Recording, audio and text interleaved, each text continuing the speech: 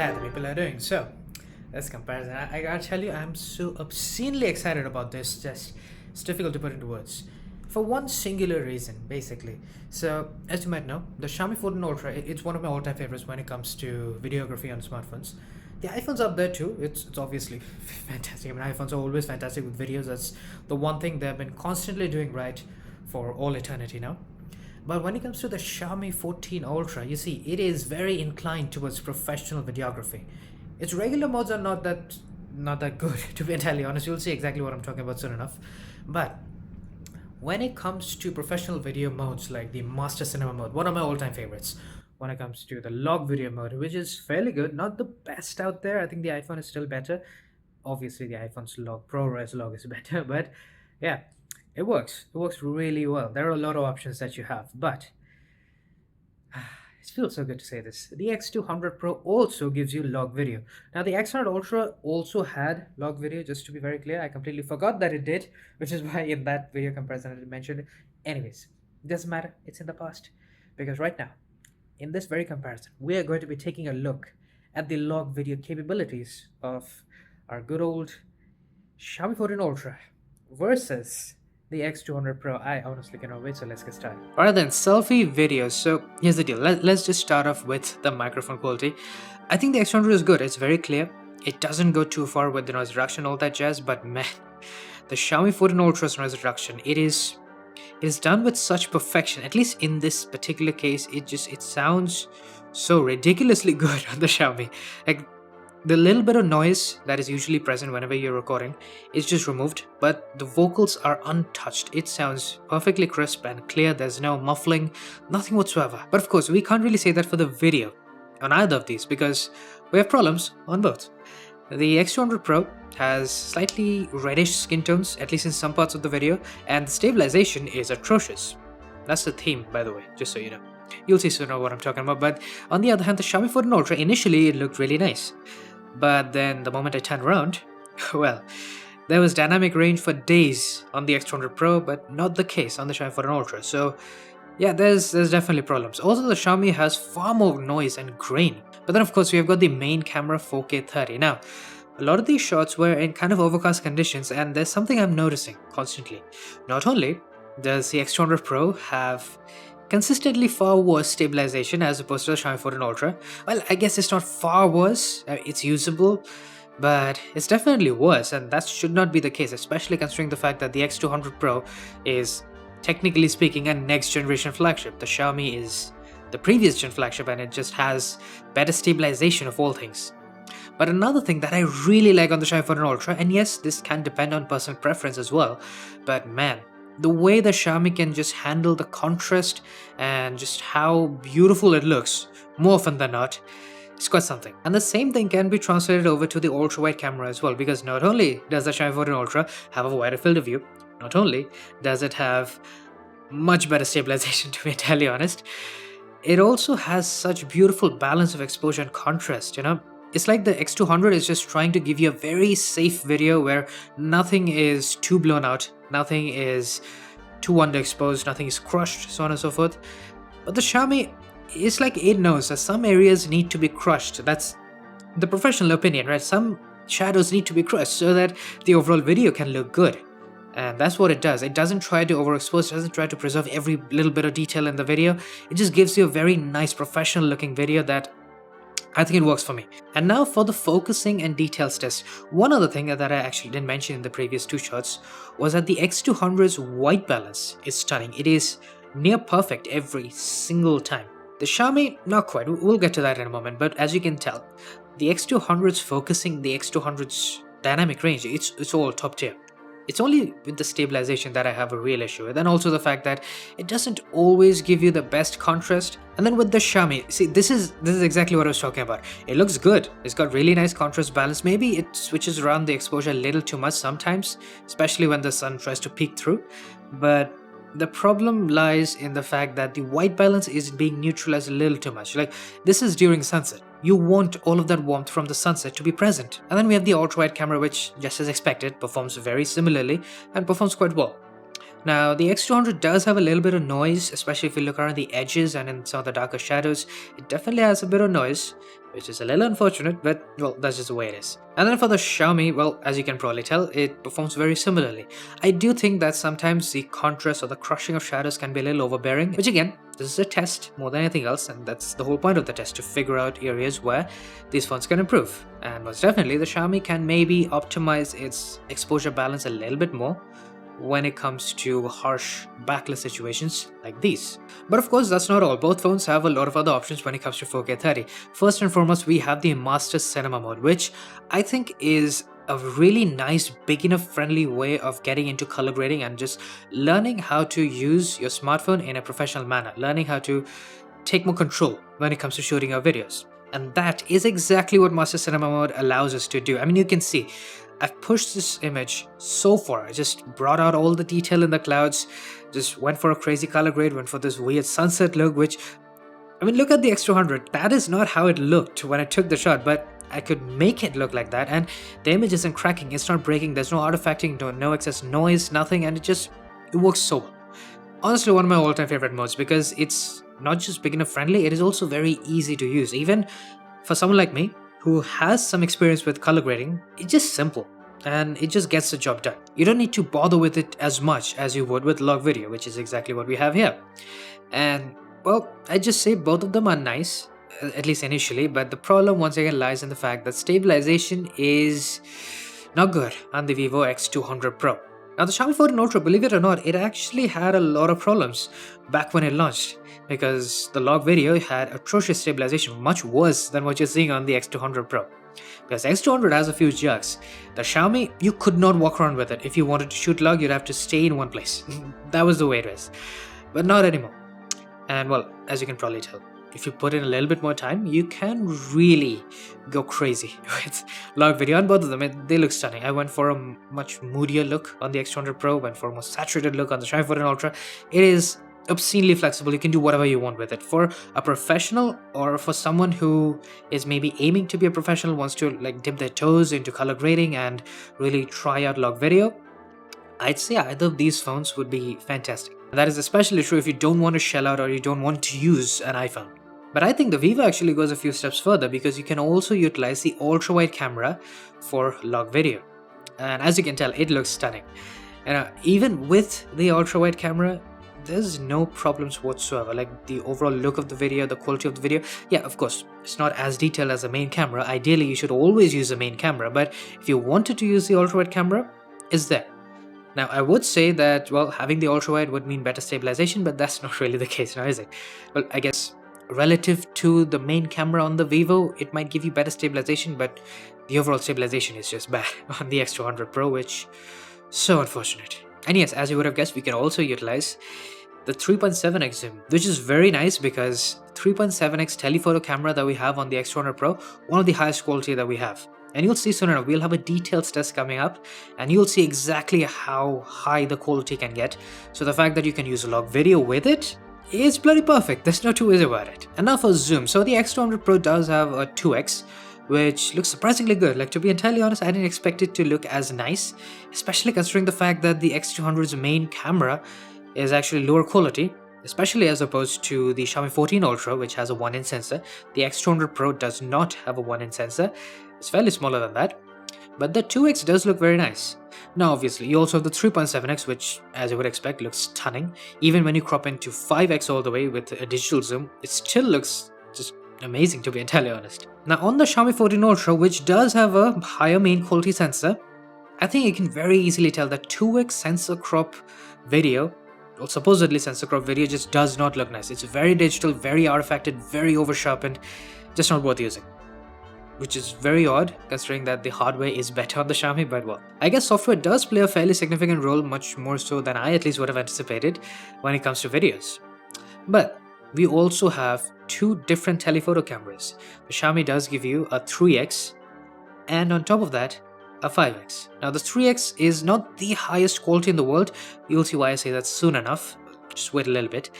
But The 5X is very good. It's one of the highest quality 5X that we have, and it just works really well with videos. So suffice to say, when it comes to zoom with 4K 30, you're not really gonna have any issues on either, just don't use the 2X on the Xiaomi. However, speaking of issues, well, let's just say we have a significant one when it comes to the X200 Pro. Vivo's 4K 60 stabilization is just not there. I mean, no two ways about it, there is no stabilization on the X200 Pro here. It's genuinely so much worse as opposed to what we had with 4K 30. Like, I'd be fine if we had similar stabilization as 4K 30, that's understandable. Like, yeah, the overall stabilization isn't all that good on the X200. But this is unusable. You can't even walk around with it. The Xiaomi, yeah, it has a few small jerks here and there. I wasn't exactly being gentle, but it is miles ahead. Just pointless to even use or even think about 4K 60 on the X200 Pro.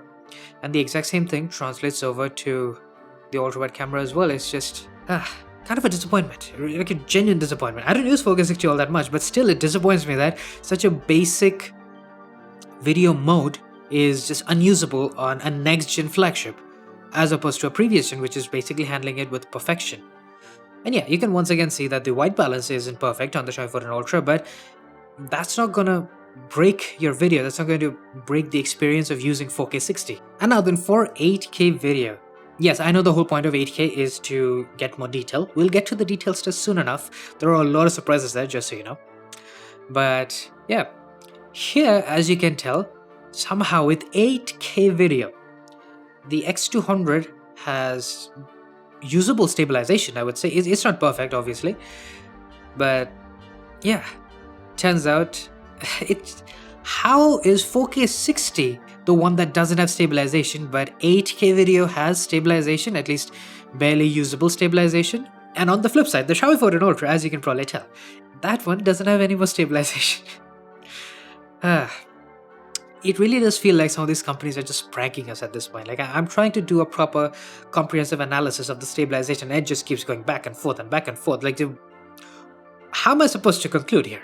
Well, anyways, now we have the Xiaomi 14 Ultra, which does come in with ultra-wide 8K. It can also use the zoom cameras for 8K, which is a good bit of versatility, which is also very ironic because the main camera 8K is not usable. And then the ultra-wide 8K, which looks nice, it has good stabilization, it doesn't really have good detail preservation. I'll show exactly what I'm talking about in a moment. But just think about it. Main camera 8K sucks because no stabilization, and ultra-wide 8K is useless because not exactly a lot of detail preservation here. So yeah, not exactly all that versatile now, is it? But speaking of, the X200 actually gives you 2.8K with super stable mode. Now that obviously just boosts the details all the way to high heaven. It's not even a comparison, as opposed to the 1080p that we get on the Xiaomi 14 Ultra. But stabilization is actually very close on both. But I think everyone would agree that the detail level alone is enough to pick the X200 here. Now, the Xiaomi is a little bit more versatile in that regard, because it does give you super stable, still 1080p, but it's also with the ultra-wide camera. Now, on paper, it sounds nice, it sounds like you get better stabilization, which is sort of true, yes. It is slightly better on the Xiaomi 14 Ultra as opposed to the X200 Pro, but the detail level falls even further, because obviously you're using the ultra-wide camera as opposed to the main camera now. I mean, I'd rather die than use that quality of video. It's not good enough. Alright, now, this has always been one of my favorite parts of my video comparisons, the details test. So, the way it works is simple. We have our phones on a tripod, and then we're going to crop into 500% so that we can test out the details and check out exactly which one provides more. With 4K 30 with the main cameras, as you can probably tell, I think the Xiaomi 14 Ultra is definitely the one with slightly higher detail.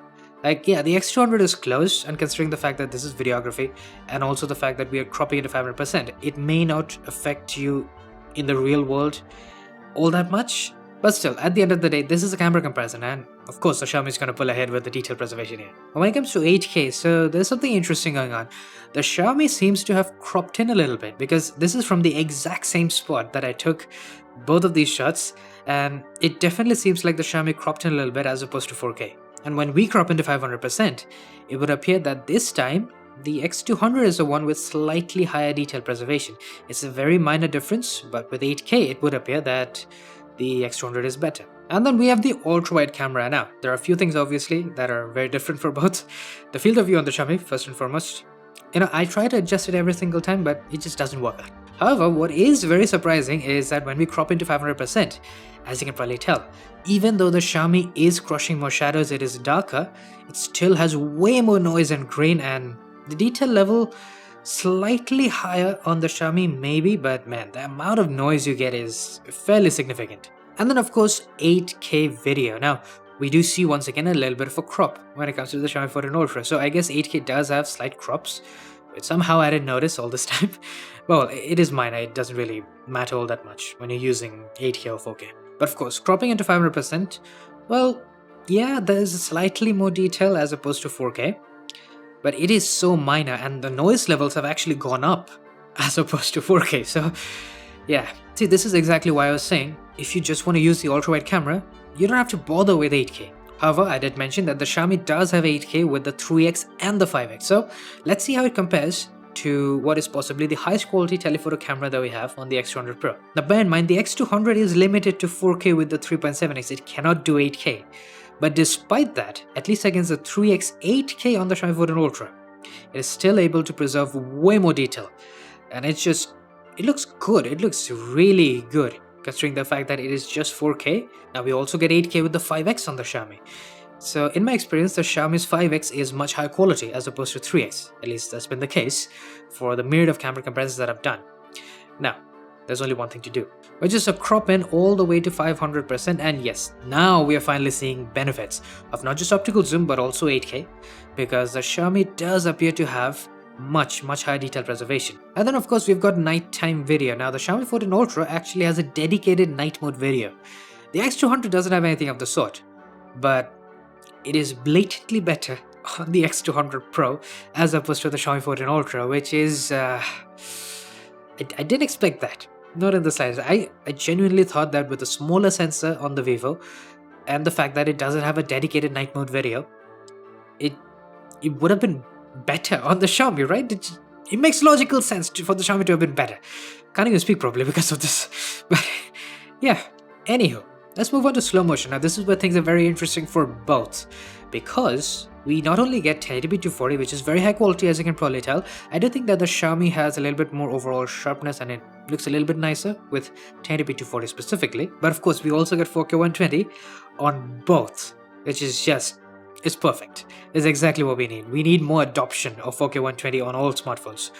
The iPhone really needs a 4K 120 is what I'm trying to say.